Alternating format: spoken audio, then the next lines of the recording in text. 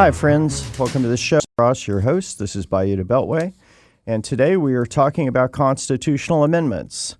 We're speaking with someone who knows all about constitutional amendments, and he's going to tell us all about them. His name is Stephen Procopio. Has his doctorate, president of the Public Affairs Research Council, which he joined as policy director in 2014 and worked there for a long time. Or in 2021, he was chosen to lead PAR. He's had a number of other positions of responsibility in the Louisiana governmental system, working for LSU as well. Welcome to the show. Oh, thank you. Thank you for having me. My pleasure. So Louisiana's passed, and I know this seems crazy, but since I got it from some of your materials, I'm assuming that it's correct. Louisiana passed 221 constitutional amendments since 1974. Currently, we have another 4 before the voters. What should voters think about this? This 4 amendments, it actually can be less than we normally have in a given year. But there's one very substantial one, which is amendment number 2. A couple of things to know. There are normal amendments, like some of the others during the judiciary. Then you could have a whole constitutional convention. But amendment number 2 is actually a rewrite of an entire article of the Constitution. So it's a little different than we're used to. That's crazy. A rewrite of an entire amendment in an amendment. So that seems crazy. Is this legal for Amendment 2 to do? I thought there was something about amendments. They're supposed to have one major effect or something like that. Well, most amendments and all bills are single object. So there's the one thing that you're supposed to be focused on. However, in the Constitution, like I said, there are 3 ways to amend the Constitution. 1, you can have a constitutional convention. 2, you can have a regular amendment. It's what most people are used to. You go in, you change one part, and has a single, focus to it. But in the Constitution, there's a thing that's an entire article of the Constitution. We got 14 articles in the Constitution, and the one there is Article 7. So no, yes, this is definitely was anticipated by the writers of the 1974 Constitution. That is crazy. Why are they tackling it this way, the legislators I'm referring to? Why are the legislators tackling it in amendment form rather than just doing a rewrite of, 7 in the Constitution? Wait, so why are they doing it as a rewrite of Article 7 as opposed to a series of amendments? Yes. Oh, okay. You could do it either way. The issue is that some of these amendments interact with each other. And so, instead of doing one big amendment, you might have somewhere around 14 different amendments, and then it gets complicated because if one part touches another, like you're merging funds in one and then using some of the funds there in another part, it gets very complicated with contingencies. So you could do it, and you could also do it through a whole constitutional convention. There's another way to do it. But to focus just on the tax and spending part, this is probably the most direct way to do it. Got it. So, as briefly as you can, what are the most impactful parts of Amendment 2? So there are some small ones, but are very impactful. For example, the standard deduction for those over 65 will double. That's a very small line in the change, but probably could affect a lot of people. Probably one of the bigger ones that affects a lot of people is the making permanent the trust, making permanent the pay raise that teachers have gotten. So they already have a $2,000 sort of stipend they've gotten for the past 2 years, and support staff have got $1,000. But that is not permanent. It's not in the K-12 funding formula. The amendment would liquidate some funds that are used for education, $2 billion. That dollars would then be used to pay down the debt from the retirement system, which would then free up, you don't have to make those debt payments anymore. And then those school systems would then be mandated to use those savings, $1,000 pay, or to make permanent the pay raise that they've already got. Now, what are the arguments against this? Someone said, I saw that someone said this is not really a pay raise. It's just making permanent what they already have been given. Well, and to one side, that is true. On the other hand, if they don't do that, there is no money to continue the pay raise in the governor's budget. Gotcha. So while it's not permanent, the pay raise they have now is not permanent either. So if they don't find a funding stream for it, and this would provide one funding stream, they'd either have to raise taxes or make cuts someplace else. Okay. What else is into? There is a government growth limit. So we have an expenditure limit. So if you have a huge surge in revenues, you can't spend above a certain amount. This would add a growth limit that again has an amount. It's based on inflation and population change. And if you go above this limit, you can spend the money, but you can only spend it on non-recurring items like roads and deferred maintenance on campus buildings and things like that.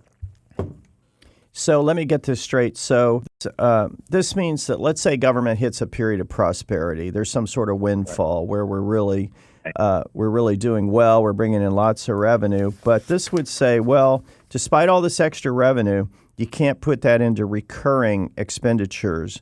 You have to spend it, if you want, one-time stuff only, so that it doesn't obligate the government for future expenditure.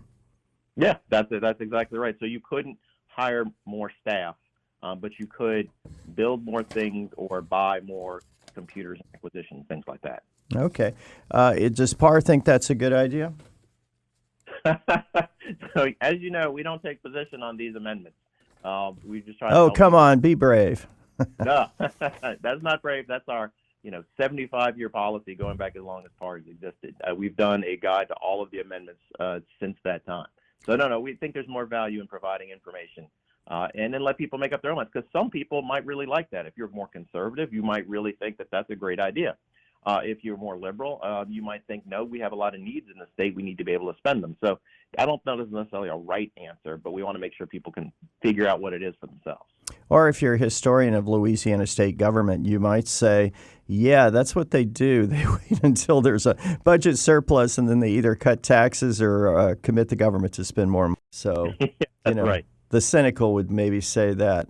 So what's this about merging the Revenue Stabilization Trust Fund with the Budget Stabilization Trust Fund? Okay. This is an important one, though. Unfortunately, it's a little weedy and a little technical. So we really have two savings funds in the accounts. We have the one we've had for a long time, which is the Budget Stabilization Fund.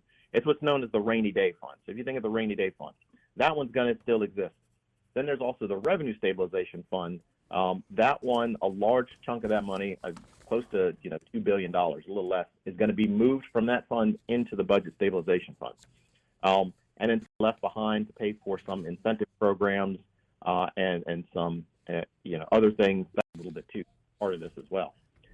So then we would have a really large Budget Stabilization Fund that was founded or created because of oil revenue and the booms and busts we have in the 80s. They said, look, we can't spend all the oil revenue that we have because it's so volatile. We'll end up growing government that's unsustainable. So they set this up and they kind of cut off the top. If you make too much oil revenue, it goes into this fund. And then if the government has a shortfall or a disaster, then you can tap into that fund and use it. And it's something similar for the Revenue Stabilization Fund, only it's based mostly on corporate revenue. So then you would have this sort of combined, one of the most well-funded rainy day funds in the top 15 of what's going on in the rest of the country. So that will essentially create one fund that has a little more protection, but has a lot more money. Now, what it also does, though, it takes away some of the funding sources that would normally have fund rolled into these funds. So the mineral revenue dedication and the corporate revenue dedication would go away, and you would only fund it with surplus revenue. And there's like a $25 million dedication as well. So it's a really well-funded rainy day fund, but the continuing funding and ability to fill it up again becomes a little less. Well, if you just tuned in, we are talking to Stephen Procopio, who is president and CEO of PAR, Public Affairs Research Council, and publish every time when they need to, a guide. And there is such a guide available free online in a PDF format. It's called PAR Guide to the 2025 Constitutional Amendments. So PAR's been around a long time, and they're a trusted source of news and information about everything Louisiana, particularly everything Louisiana government. So I wanted to make sure to get your plug in, Stephen. Thank you so much. Yeah, we do a lot of work to try and help people understand these things. Right. Now, is there something in there about a tax change or something taxing authority? Well, about the tax rate? There are a couple of things dealing with taxes. the tax rate, and I think this one is probably over discussed, honestly.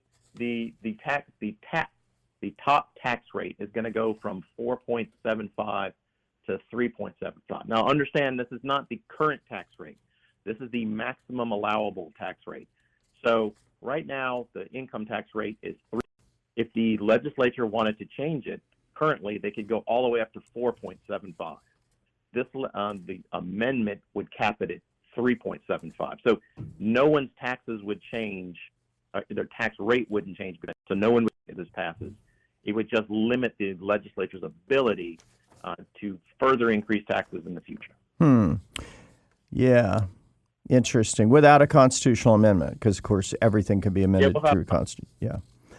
So there is something. What about trust funds and eliminating retirement debt?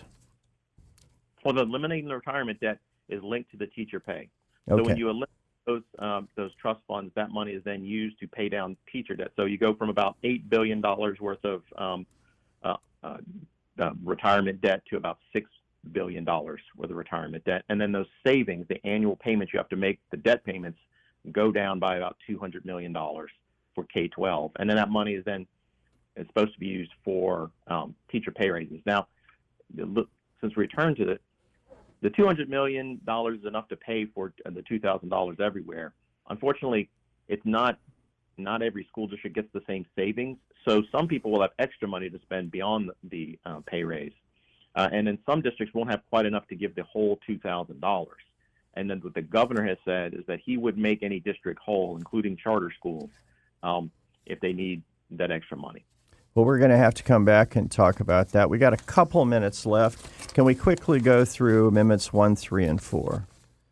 Sure. These all deal with judicial issues or Article 5. So the first one, Amendment number 1, would the core of that one is it would allow for specialty courts beyond the parish level or judicial level, so you can have a statewide specialty court. Most specialty courts in the state are drug courts. The author was really looking to do something more like a business court in the state.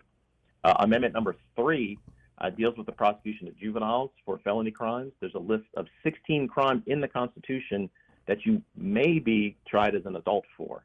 Not necessarily. You have to have the district attorney or the judge wants to approve that. Those would move out of the Constitution, and then with a 2/3 vote, the legislature could determine what is or isn't in that list. So it gives them more flexibility on this. And the last one, Amendment number 4, is really more technical. When we move to a closed primary system for some races, they also changed when elections can be had, and they added another potential election, because instead of just a general election and a runoff, now you're going to have a primary, a runoff from the primary, and then the election. So that expanded the date. Now, Supreme Court vacancies have their own timeline in the Constitution, and those don't work well because you have to have those within 12 months.